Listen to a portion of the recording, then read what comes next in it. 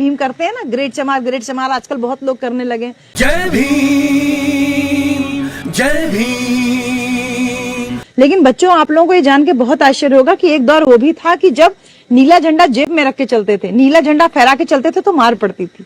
एक दौर वो भी था जय भीम बोलने पे मार पड़ती थी। तो ये जो मनोबल ऊंचा हुआ कि एक एक महीना जयंती जुलूस निकाल पा रहे हैं, ये बहुजन समाज पार्टी बहन कुमारी मायावती और माननीय कांशीराम साहब की वजह से संभव हो पाया। तो अब ये बताओ, उत्तर प्रदेश में जो 4 बार सरकार बनी, जिसमें पहली बार जो सरकार बनी वो 4 महीना 13 दिन के लिए बनी। 1995 में बहन जी पहली बार मुख्यमंत्री बनी। जो पहली बार की सरकार बनी उसमें 1,08,848 यानी करीब 1.25 लाख सफाई कर्मचारियों का भर्ती हुआ। 4 महीना 13 दिन की सरकार में अगर 1,08,000 सफाई कर्मचारी और 1.5 लाख पुलिस की भर्ती हो जाए तो ये रिकॉर्ड है ना, ये रिकॉर्ड हो जाएगा ना बेटा। 4 महीने की सरकार में माननीय बहन जी ने करीब 3.5 लाख नौकरियां दी और शिक्षा को फ्री में कर दिया, तो सरकार गिरा दिया गया उनका। दूसरी बार सरकार बनी 6 महीना के लिए, तीसरी बार सरकार बनी 15 महीना के लिए। ये तीनों बार की सरकार में माननीय बहन जी ने बहुत सारे काम किए बेटा। आपके गांव में पक्की सड़क बन जाए, अंबेडकर ग्राम योजना लागू कराई, दरवाजे दरवाजे पक्की आरसीसी रोड पहुंच जाए, एक भी मकान कच्चा ना रहे गांव में, ये बहन जी ने सुनिश्चित किया। सारे मकान पक्के होने चाहिए। सारे सरकारी अफसर जो थे वो दिन भर फाइल लेके किसी ना किसी गांव में आपको घूमते नजर आते थे, क्योंकि बहन जी एक बहुत अच्छी प्रशासक भी थी। नेता तो थी लेकिन उसके साथ साथ एक बहुत कुशल प्रशासक भी थी।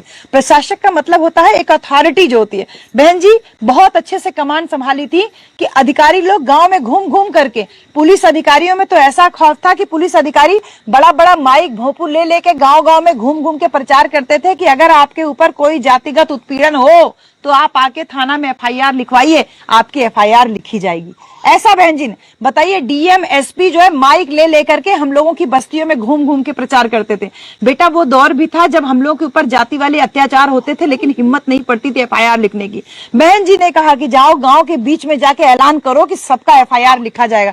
तब जो दलित उत्पीड़न के केसेस हैं वो रिपोर्ट होने लगे, और जब रिपोर्ट होने लगे तो जो अपराधी थे वो या तो जेल के अंदर हो गए या तो सब प्रदेश छोड़ के भाग गए। यानी पहली बार की सरकार में बहन जी ने कानून व्यवस्था एकदम चुस्त और दुरुस्त कर दी। तो ये 3 बार की सरकार माननीय बहन जी की थी, वो जो कुछ कुछ समय के लिए चली, इसमें बहन जी ने तमाम नए जिले बनाए। जैसे आजमगढ़ ये जिला है, बगल में अंबेडकर नगर जिला बना, बगल में आपका मऊ जिला बना, ऐसे तमाम जिले 33 जिला बनाए। हर जिले में एक एक medical college, engineering college, polytechnic college, inter college, BEd BTC college, तमाम कॉलेज खुलवाया, और सब में बच्चों के पढ़ने के लिए फ्री में एजुकेशन।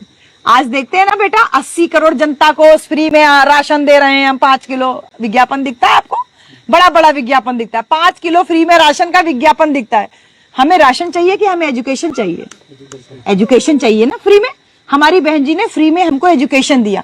कहा जब पढ़े लिखे रहोगे, अपने पांव पे खड़े रहोगे, तो साल भर का राशन एक ही महीने की तनख्वाह में खरीदने लायक रहोगे ना।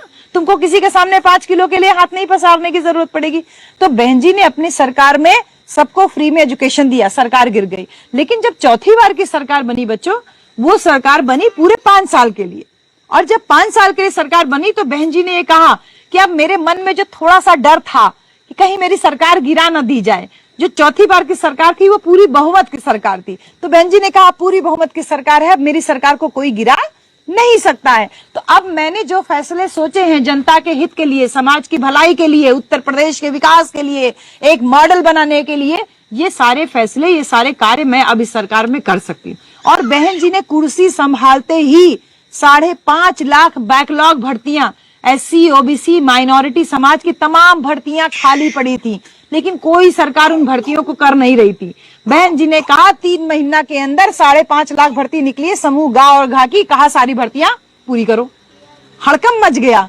अब जल्दी जल्दी में विज्ञापन निकाला गया, जल्दी जल्दी कहीं इंटरव्यू, कहीं रिटर्न, कहीं कुछ, फटाफट करके 5.5 लोगों को नौकरी मिली।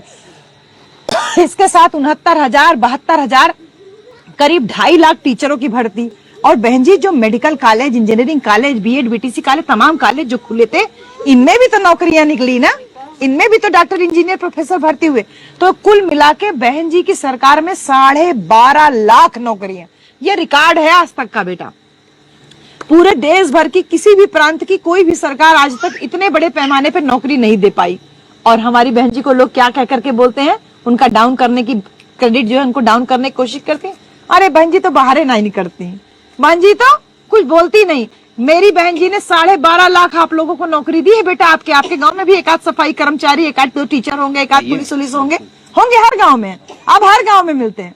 ये बहन जी का ही सपना था कि हर गांव में नौकरियां हो, जिससे कि गांव में जो और बच्चे हैं उनको पढ़ने लिखने के प्रति प्रोत्साहन हो। अब बताओ बेटा, नौकरियां दी। इसके साथ साथ जो बहन जी ने कहा कि जो गांव में रहने वाले गरीब लोग हैं, जो दूसरे के खेत में मजदूरी कर रहे हैं, आपको जमीन का मालिक बनाया। 1 बीघा से 3 बीघा तक का जमीन पट्टे पे दिलवाया। तो आज आप लोग के घर में जो 1 बीघा, 2 बीघा, 3 बीघा जमीन है आपके पापा लोगों के पास, दादा लोग के पास, ये मानी बहन जी की देन है बेटा। 3 बीघा तक का जमीन पट्टे पे दिया, जमीन का हमको मालिक बनाया। फिर नजर गई बहन जी की आप लोगों के ऊपर कि औरतें तो पढ़ी लिखी है नहीं, खाना केवल बनाती हैं, तो चलो आपको इसी का रोजगार मिलेगा। बहन जी ने कहा रसोईया का नौकरी कर लो, आंगनबाड़ी का नौकरी कर लो, आशा बहू का नौकरी कर लो। बहन जी ने नौकरी दिया ना। औरतों को भी 2500 से 3000 रुपए महीना वेतन मालिक बना दिया। बहन जी ने देखा कि आदमी तो दारू पी के सो रहा है, तो औरत अगर नौकरी करेगी तो कम से कम परिवार संभालेगी। तो आपकी तरफ भी नौकरी के लिए दिमाग गया। और बच्चों, आप लोग ने कहा चाहे जो पढ़ाई करो, चाहे डॉक्टर बनो, इंजीनियर बनो, बीएड बीटीसी करो, नर्सिंग करो, इंटर पढ़ो, बीए करो, बीकॉम करो, बीएससी करो, कुछ भी पढ़ाई करो, एक भी फीस नहीं देना है। सारा एजुकेशन बहन जी ने फ्री में कर दिया। इसके साथ साथ कानून व्यवस्था को चुस्त और दुरुस्त कर दिया। बड़े बड़े रसूख वाले जो बड़े बड़े मवाली थे, हमारे चैनल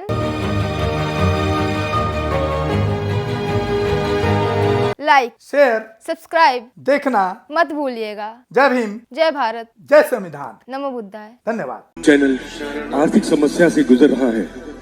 अगर आप बहुजन समाज में बाबा साहेब अम्बेडकर और तथागत बुद्ध की विचारधारा को अधिक से अधिक लोगों तक पहुंचाना चाहते हैं तो हमें आर्थिक सहयोग प्रदान करें, ताकि हम अपने चैनल के माध्यम से देश विदेश में समता, बंधुता, एकता और संवैधानिक अधिकारों को ज्यादा से ज्यादा लोगों तक पहुंचा सकें। आप अपनी सहायता राशि नीचे लिखे खाते में जमा करा सकते हैं। खाता धारक गौतम रत्ना, खाता संख्या 316957686551, IFSC कोड SBIN 0060336, बैंक भारतीय स्टेट बैंक।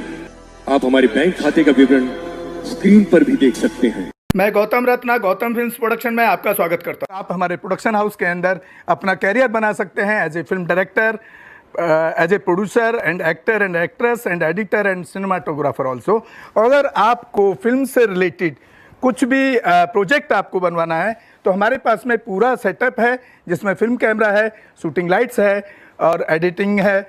सारा A to Z एक ही जगह पर आपको हमारे यहाँ पर मिल जाएगा। तो दोस्तों, आप हमें कांटेक्ट कर सकते हैं हमारे नंबर्स पर 9810085714। जय भीम, जय भीम।